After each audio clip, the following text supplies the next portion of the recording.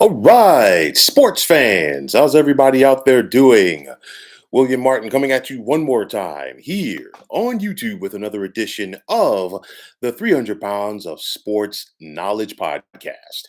Now, the New York Mets just wrapped up their regular season and they spent the bulk of it in first place in the National League East, but unfortunately, they won't be taking the division crown home. Now, for the fifth consecutive year, the Atlanta Braves are NL East champs as they were able to rally past the Mets in the waning stages of the regular season. Atlanta was able to overcome some injuries and also a very good Mets team in order to once again win the National League East. Now, at one point, the Mets did hold a 10.5 game lead over the Braves, but it's not that the Mets collapsed. And I know that obviously people who have been fans of the Mets for a while would want to, obviously talk about 2007 and 2008. That's not the case here. The Mets still had a good season. It was just the Braves in that second half. They were a little bit better. You want to talk about the Mets right here. They won 101 games during the regular season. I don't care who you are and I don't care what you have to say about a team, but you don't win 100 games or more in a Major League Baseball season by accident unless you are a good team. And at the end of the day, the Mets are a good team. They actually won the same amount of games as the Braves, 101 games, but the Braves did get the tiebreaker. They won the season series 10-9, and a lot of that hinged on what we saw go down this past weekend between these two clubs down in Georgia, where the Braves were able to sweep the Mets. And I obviously at that point really put it on cruise control in order to secure the division title.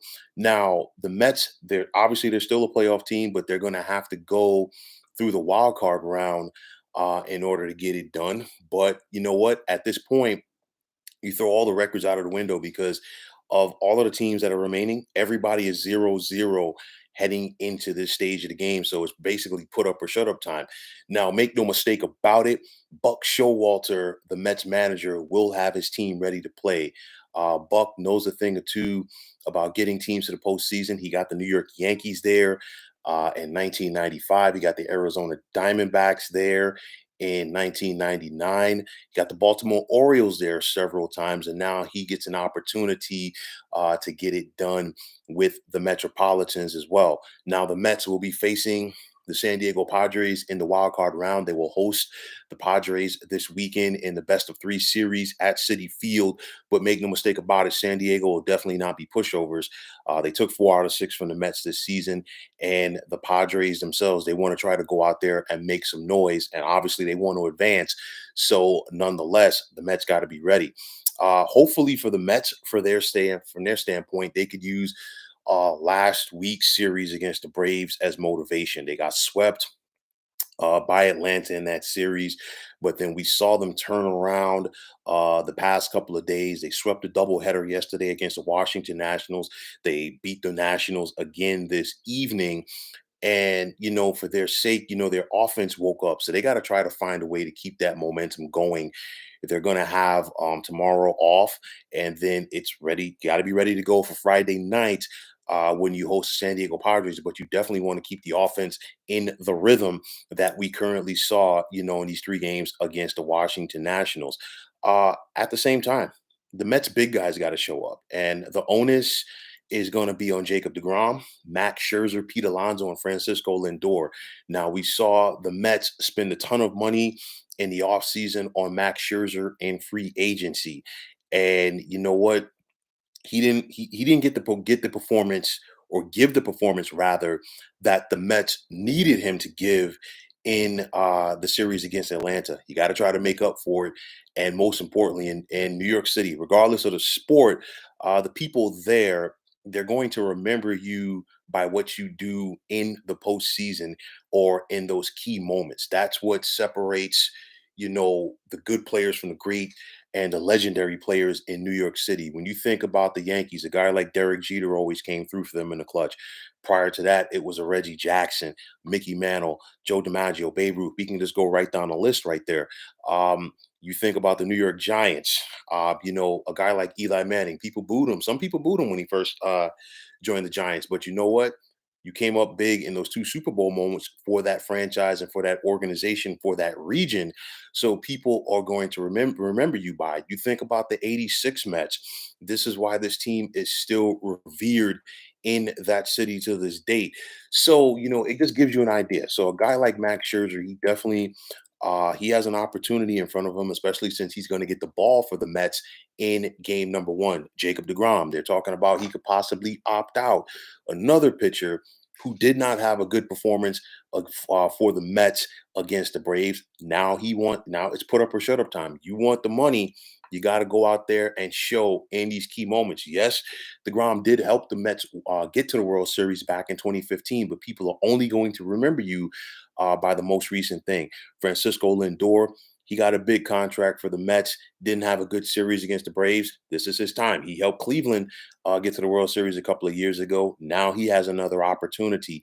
And this is the Polar Bears' first opportunity on the big stage. And I'm talking about Pete Alonso. Did not have a good series against the Braves. This is his first postseason series, and now he gets an opportunity to prove his worth as well. We've seen Pete Alonso, get busy in the home run derby on several instances, showing off for his peers and the fans at the All Star game.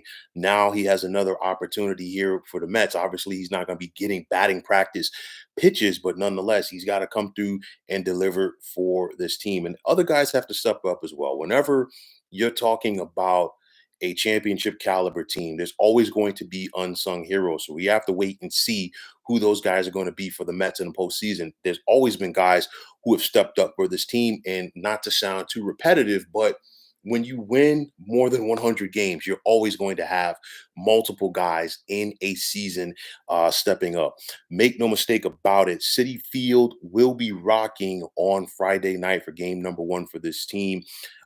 This Mets fan base is going to try to will this team to win. I mean, you figure the Mets fans have not seen a postseason game since 2016, and this fan base is definitely raring to go. So let's see if the Mets are going to be up for the challenge. We'll have to wait and see. But nonetheless, there are a lot of naysayers out there who wanted to write this team off, and it seems like every single time that somebody wants to write the Mets off throughout the year, they think they're going to take a step back.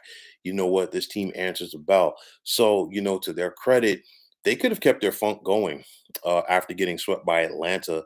But you know what? They rallied. And I know, granted, the Washington Nationals are not a good team, but you don't take those games for granted because, like I've said before, at this point of the year with the bad teams, you have veteran players on those teams that are looking to get contracts as well as roster invites possibly for another squad or the same squad for spring training the following year. And then you have youngsters who are looking to prove themselves. And we've seen that time and time again in sports in general at the end of the year. You simply just cannot go out there and pencil these wins in. And credit to the Mets. They came back and they seized the moment. They took control of things, and hopefully for their sake, they got some momentum under their belts heading into the postseason. Tyler Spencer, what is going on, my man? How you doing? You're asking who's my World Series pick. Feels like since a lot of people hate them, the Astros never get talked about, but are consistently one of the best teams in the league. The Mets have something to prove too. World Series pick. I haven't made one yet.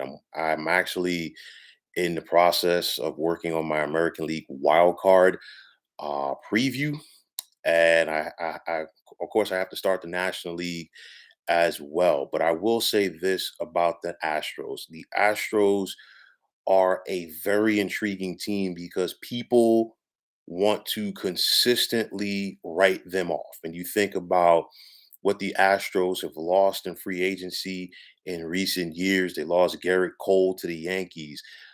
Carlos Correa is now with the Minnesota Twins. You have George Springer, who is now with the Toronto Blue Jays. And yet, and still, this Houston team won more than 100 games. They won the AL West again, and they are still the top seed in the American League. I think the Astros are going to be a very formidable team and they're going to be a very tough out. A lot of things to talk about very quickly with the American League.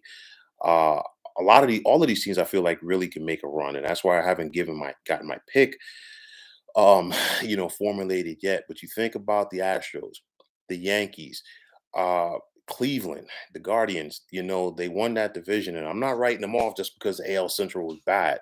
And then the wild card teams, anything can happen there.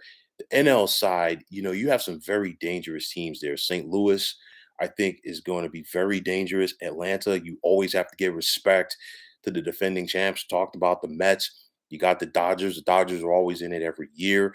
And then, of course, the Phillies and the Padres. So I think this is a very interesting field. And to your point, the Mets have something to prove too, because like I talked about at the basis of this podcast right here, this live, is that a lot of people wanted to write them off because they got swept by the Braves. But again, when you peel back the surface, this team still won 101 games, and technically, they finished tied with the Braves for the top spot in the East. It was just that one game that was a difference, in the season series. But even with that said, this is only the fourth time in franchise history that the Mets have won at least 100 games. So that just gives you an idea of how special that the regular season was for this team. But obviously, you want to finish it on the right note. We still got 12 teams in this dance, and only one team is going to finish and end their season by winning their last game. The other 11 teams, they're going to end on a sour note, and obviously they want to try to, carry that into the offseason and see what they can do for an encore. But nonetheless, getting back to the subject at hand, I think the Mets definitely have something to prove. I definitely agree with you on that front. And it's going to be interesting to see if they're going to be up for the challenge. But like I said before, San Diego is definitely not going to be a pushover in round one. So let's see what the Amazons can do against the Padres this weekend. So, folks, that is going to wrap it up. And as always, I want to take this time out to thank you for tuning into the 300 Pounds of Sports Knowledge podcast here on YouTube. I want to take this time out to thank all of you fine folks out there for tuning in. And if you have not already, please feel free to subscribe to this channel. Now, if you're on Twitter, please feel free to follow me at 300 Pounds of Sports. And like I always say, if you follow me, it will be my pleasure to follow you right back. There's also the sports discussion group on Facebook at the Sports Depot 365. You can check it out, drop a line, and be a part of one of the better sports debating sites going on social media. As always, thank you to Tyler Spencer for chiming in on the chat box. I always appreciate your commentary. And like I always say, please, if every opportunity that you have to be, to chat and take these in, it's definitely very much appreciated. Folks, please feel free to hit the like and subscribe button for this podcast as well as the channel. And like I always tell you, if you're on Twitter, please feel free to follow me at 300 Pounds of Sports. And like I always say, if you follow me, it'd be my pleasure to follow you right back. There's also the Sports Depot 365 on Facebook. If anybody's interested in on being on there, good sports debating site, so folks can come in and chime in and drop their opinions. So once again, fine folks, my name is William Martin. I'm signing off, saying take care, and thanks for tuning into the 300 Pounds of Sports Knowledge podcast here on YouTube.